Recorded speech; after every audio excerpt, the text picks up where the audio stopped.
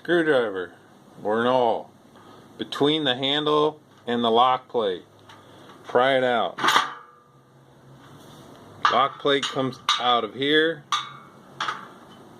This tab comes out of this hole. Rotate. Off comes the lock plate. The lock bar.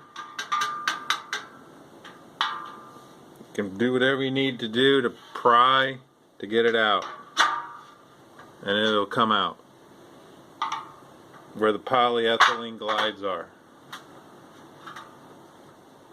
You can put it back in the same way. The only catch is when you put it back together is this tab is curved.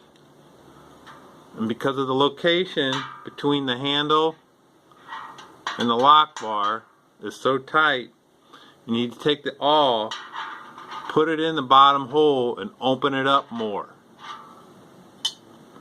Then you take that curved tab, push it into the hole, take the horizontal tab, put it into the hole, line up this tab with the trigger. Sometimes you need a hammer or maybe a really good hand, and you bash it in. And it works.